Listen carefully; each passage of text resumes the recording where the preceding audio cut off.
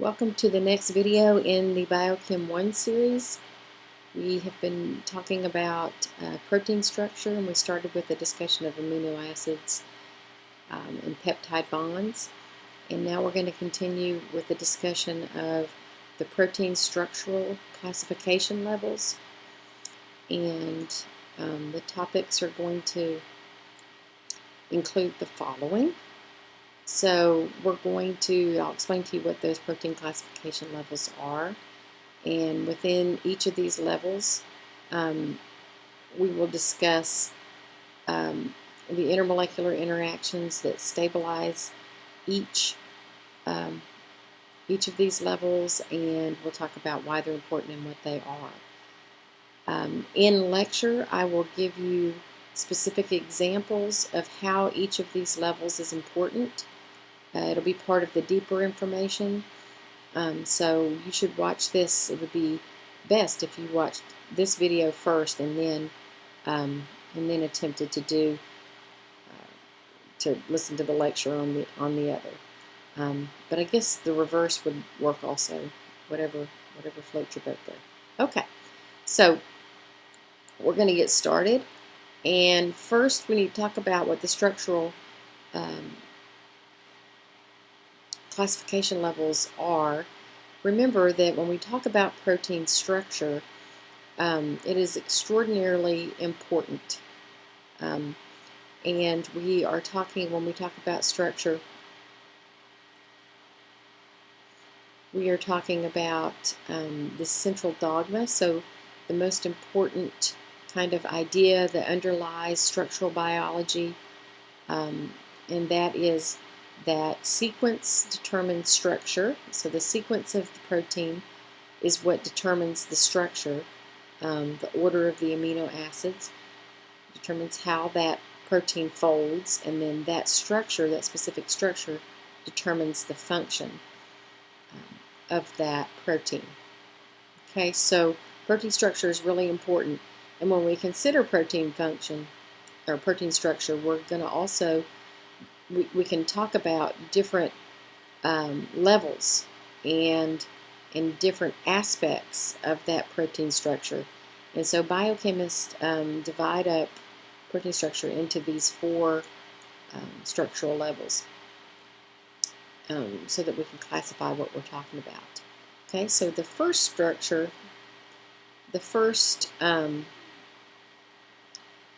structural level is primary structure. And primary structure is designated with this one with a degree sign. When we talk about the primary structure of a protein, we're talking about the sequence of amino acids in that protein. So the primary level of protein structure involves the actual sequence of amino acids. And this means that primary structure is formed by covalent bonds, amide bonds actually, that we talked about in the other video, where one amino acid is joined to the next by an amide bond. And in proteins, when that amide bond exists, it's actually called a peptide bond. And we discussed that in detail in the other video, so I'm not going to go into that here. Remember that proteins are directional, so they are built from the amino end to the carboxy end, with the amino acids being joined together kind of like train cars attached to each other. So you have an engine end and you have a caboose end. Trains are directional. There's an order to them and a direction to them, and it's the same thing with proteins. At one end, at the beginning of every protein, you will have, unless it's been post-translationally modified some way, you will have this free amino group here, primary amine, unless it's a proline, and then it'd be secondary amine for your first amino acid. But this free amino group here designates the N-terminus. It's called the N-terminus. And it's also called the amino end. of the protein or the peptide. Then you have your amino acids designated here with R's. When you put the proteins together, because of the geometry about the alpha carbons, because that's tetrahedral, you're going to have an alternating aspect to the orientation of the side chains. So the side chains will alternate. So if you have one pointing down this way, 2 would point up that way, 3 would be down, 4 would be up. And the actual backbone amide atoms also alternate with the old R groups as far as how the directions they face and things like that. So if you want an actual photograph or an actual drawing that shows more detail of the orientation of those atoms, if that confuses you, you should look in your textbook or any biochemistry book, or you could probably search for peptide backbone or something like that online even. Okay. At the caboose end of a protein, you always have the carboxy, what's called the carboxy end, also called the C-terminus at the end, and that's almost always because, again, this pKa of this carboxylic or carboxylate group here is about, of the corresponding conjugate acid is about 4 to 5, and so it will be negatively charged at physiological pH, and the amino end, because it's 9 to 10 pKa, will be positively charged at physiological pH. Okay, so in proteins, sequence matters. So the order, as I said, proteins are directional, so the order that you put them in is extraordinarily important. So in other words, glycine, lysine, alanine, this little tripeptide here, is not equal and not anywhere near equivalent to alanine, lysine, glycine. Okay, so the order matters, and if you flip the order of these amino acids, you could drastically change the function of that protein and its structure, of course. This, an analogy that explains this, is the same way that that letters in a word, the order matters, right? So the word BAT is not equivalent to the word TAB. Bat and tab mean different things, drastically different things. And so you can see that order matters, and it's the same thing with the protein. Okay? All right, so if we're talking about primary structure, we really need to discuss mutations, and mutations are changes that occur or are induced in primary structure of proteins. But students get confused quite often with this idea. They want to talk about proteins being mutated. All mutations begin at a DNA level. So if you change the sequence of the DNA,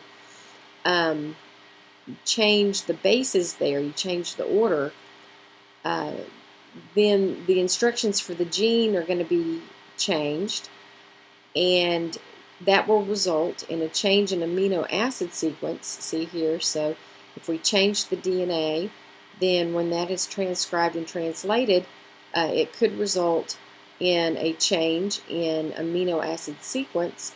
And of course, if we change sequence, we're going to change the structure. And here's our representation of changing the structure here as a result of changing this amino acid. And then, of course, changing the protein structure can result in changing its function. Back to the central dogma again. So mutations can have drastic results on and a huge impact on function, or they could be benign and just produce genetic variability among different people and different species and things like that. It just depends. And one of the things two things that affect the impact of a mutation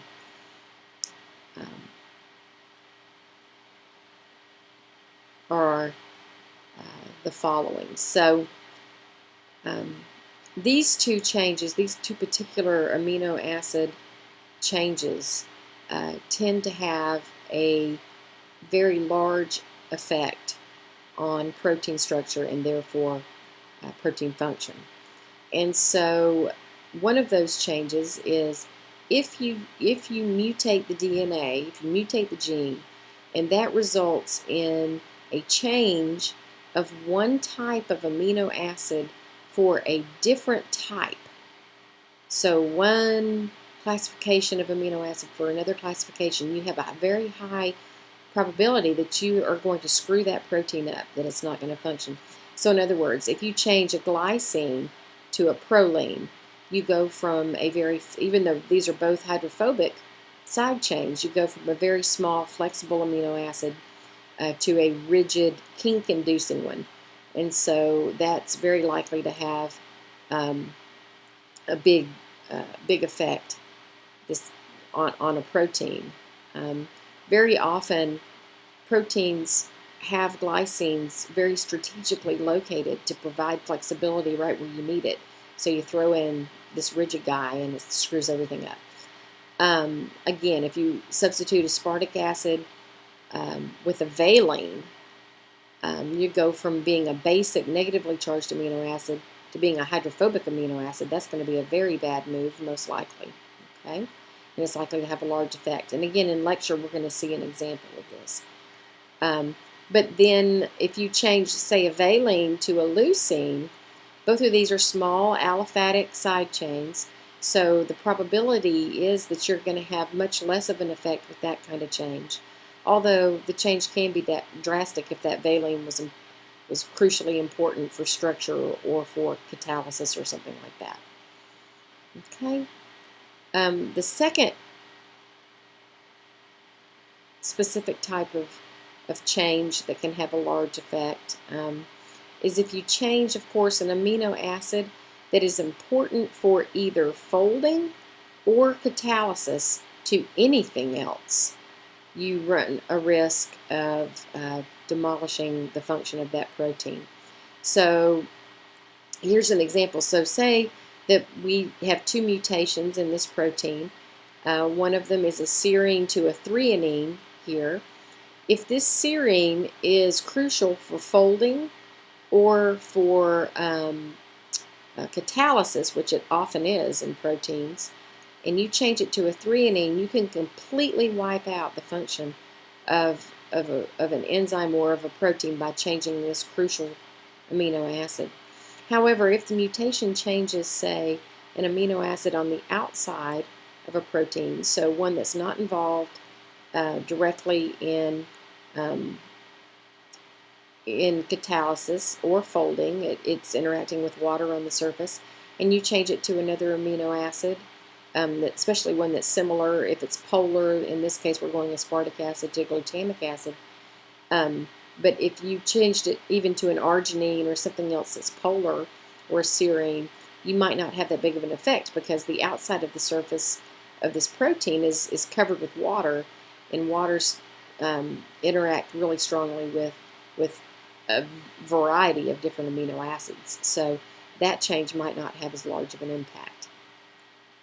Okay, let me switch screens here. Boop. All right, so that's primary structure. Next, we're going to discuss secondary structure. Of course, it seems to make sense that we would do that. Secondary structure is designated with a 2 with a little circle there. Okay. Secondary structure involves localized conformations of the protein backbone. Okay, so when you think of secondary structure, I want you to think of backbone interactions and conformations. Okay, so secondary structure is stabilized and held together by hydrogen bonds between backbone amide groups. Okay, a lot of times students have a hard time grasping this idea. The R groups, which I've shown with these purple swirlies here, the R groups in a given protein are not directly involved in forming secondary structure. It is hydrogen bonds between the amide atoms that of the peptide bond. So say the amide nitrogen's hydrogen of one peptide bond, hydrogen bonding to the carbonyl oxygen of another peptide bond somewhere else, okay? That hydrogen bond is what stabilizes secondary structure, all of secondary structure. Okay, so don't be thinking, now the R groups do affect secondary structure, and we'll talk in detail about that in a second. They do have an impact, but they are not the thing that stabilizes it. They're not the way that it forms at all. Okay, so let's talk now about the types of secondary structure. There are two types. The first type are alpha helices. Alpha helices look like springs. I mean, literally, they look like springs. We'll look at some structures later in the semester, and they look like springs. They are very stretchy and flexible. In fact, when you think about alpha helices, think about your hair. Your hair is almost all alpha helix. In fact, it may be all alpha helix. And you know how if you're holding a strand of hair and you pull it, that strand of hair will stretch significantly before it pops, before it breaks. That stretchiness is due to the alpha helices that make up your hair. Okay. Now each turn of the alpha helix, it's a right-handed helix, and each turn takes about 3.6 amino acids, about 4 amino acids per turn of an alpha helix. Okay. With an alpha helix, the R groups, the side chains are on the outside of the helix. Okay, so I've shown that here. So if you're looking down the end of an alpha helix, the side chains, the R groups, are going to stick out from the alpha helix, okay, as opposed to DNA where the bases are on the inside. That's not the case with proteins. Okay. When you're considering alpha helices, one of the things to think about is that all the amino acids that are participating or that are forming the alpha helix are very close to each other in sequence.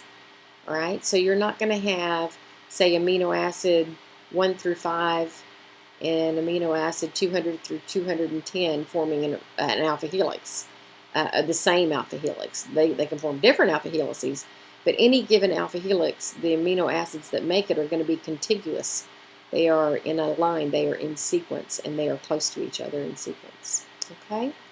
Now, you can put, if you have certain amino acids, those will mess up an alpha helix, and these are going to be the same ones that will mess up a beta sheet. So secondary structure in general is going to be messed up by a large number of charged residues close together. Okay, so charged R groups close together would repel each other, and you would break a helix up that way. Large number of hydrophobic residues, large, bulky, hydrophobic residues that are aromatic especially, so the big, bulky, aromatic amino acids. Too many of those in a sequence are going to break up that helix and not allow it to form, because sterically they're just going to bash into each other. The R groups will. Okay, so these two things are not good for alpha helix or beta sheet formation, actually. The other thing is too many glycines, of course, is not going to be good for an alpha helix because it's too flexible. You're going to have too much flexibility, and you won't be able to form a nice helix. Okay, so some charged amino acids, some aromatics, some glycine are okay, but if you have an inordinate number of these, it will break up a helix or a beta sheet. Okay. All right, so that's our alpha helices. All right, so now we're going to talk about beta sheets. So the second kind of secondary structure. Beta sheets look like look kind of like an accordion. Okay, so with the strands lining up parallel to each other. Now the orientation of the strands can be one of two ways. But first, let me tell you a little bit about beta sheets in general. Okay, so beta sheets are linear arrangements, like I just said. Beta sheets are considered rigid. They have very limited flexibility in one direction, but no flexibility in the other. Kind of like an accordion. You can pull an accordion. Here's my bad rendition of an accordion, but you can pull it open one way, but you couldn't pull it the other direction. It's just not going to happen. And there's very little flexibility even going this way if you think about it. Okay, silk is an example of a beta sheet protein. So if you think about silk, you have a little bit of give if you pull silk in one direction, but none in the other. And that's because it's all beta sheet. Okay, and remember that beta sheets are held together with backbone hydrogen bonds. Okay, and so you want to make sure you understand that. So if we're looking at a beta sheet from the side, so like from this direction, we wouldn't be able to see the individual beta strands because they all are running kind of parallel to each other. This strand with the one behind it would be held together with those hydrogen bonds from the backbone. And then the R groups are going to alternate and stick up and down out of the sheet. Okay, so that's a little bit about the orientation. And again, you should look in your book if you want like a picture of that, a photograph of that. Any book or the internet would have plenty of those showing you the orientation of those side chains if this doesn't do it for you here. Okay, now there are two types of beta sheet that you can have depending on the orientation. You can have beta strands arranged in a parallel manner. In this case, what that means is that the beta strands are both pointing in the same direction. Okay, they're parallel to each other in orientation. And how you determine that is you assign a beta strand a direction. The head of the arrow that represents the beta strand is going to point always toward the carboxy or the C-terminal end. Okay, so if we start at the amino end and we're coming around here, here's our first beta strand. The arrow is going to go toward the carboxy end and the tail will be toward the amino. Then we follow around like this, and then our next beta strand, here's the tail because it's closest to the amino end, and the carboxy end is going to point that way. So you can see that both of these strands point in the same direction, and so they are indeed parallel.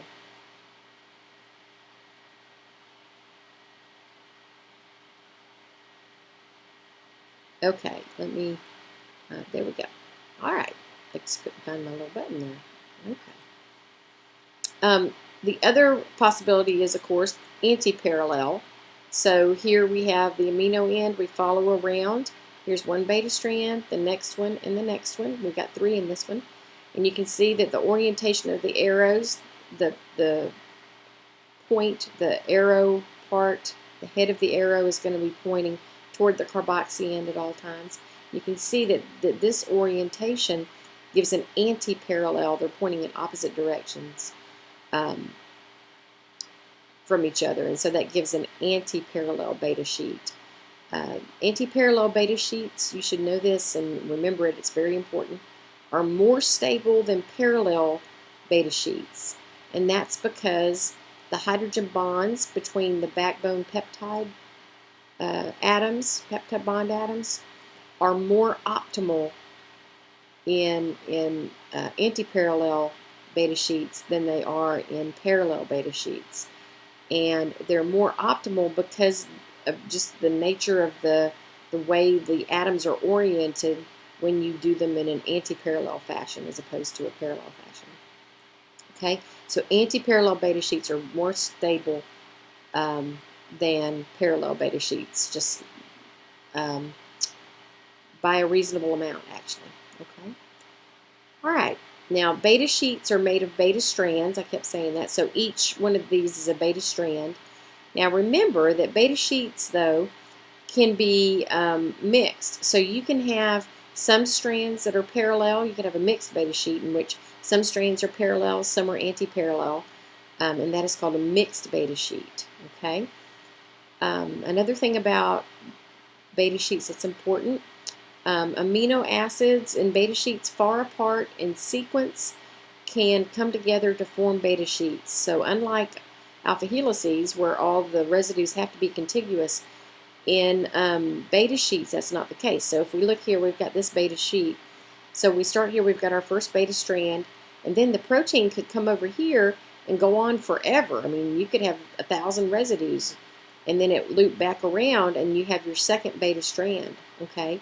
And then I've shown this turning abruptly, but it could go on again, and then you have another beta strand, okay? So they can be far apart or they can be very close in sequence.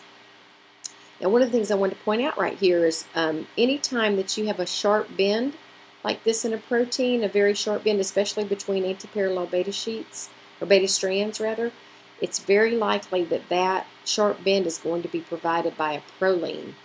Okay, so the loop that connects the two beta strands together, if you need a very sharp bend, you're going to put a proline in there to give you that abrupt bend.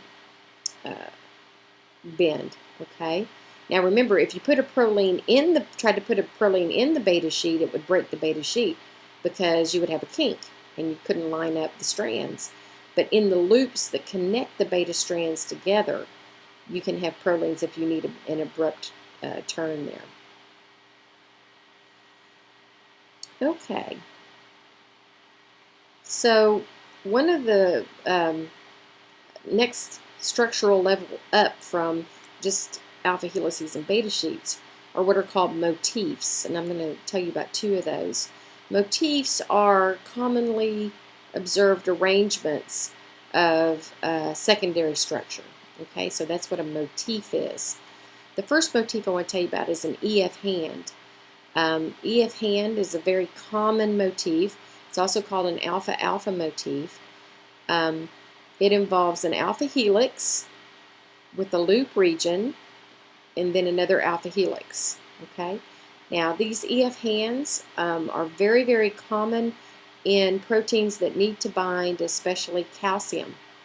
Okay, so in this case, the calcium ion sits right here in the loop region and interacts with the residues in that loop, and it binds it very nicely. So some of you may have heard of the protein calmodulin.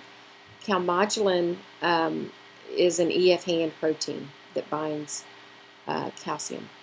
Okay, so the loop is really interesting here because the loop will contain, it actually contains 12 amino acids.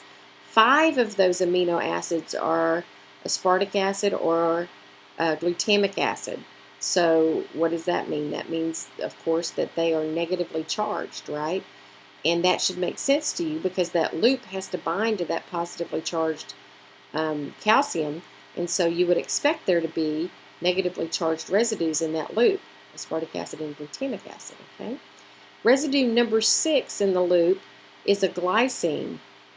That provides the flexibility that's necessary to make this sharp turn and for the loop to be able to collapse around the ion. Okay, so you need that flexibility there. The rest, the other 6 amino acids are hydrophobic, and they form a hydrophobic core that allows this whole thing to fold properly. Okay. Now, as is very often the case, most of the cool and sexy stuff is going to happen in the loop regions of a protein. Okay, in what are called the disordered loop regions of a protein. They are not alpha helices or beta sheets. They are not ordered that way. They're just loops. But that's where almost all the activity is going to take place, is going to be at your loops. The helices and the beta sheets, but in this case the helices specifically, act as a scaffold to hold the loops in exactly the right orientation so that the loop works correctly in all proteins. Okay, so that is the way that works, and you just saw that I'm about to run out of power. So what I'll probably do, what I'm going to do, is finish up here and continue with the other motif and tertiary and quaternary structure discussion after I go get my cord. So I'll just make that a separate video, part 2. Okay, so to be continued. I'll be back.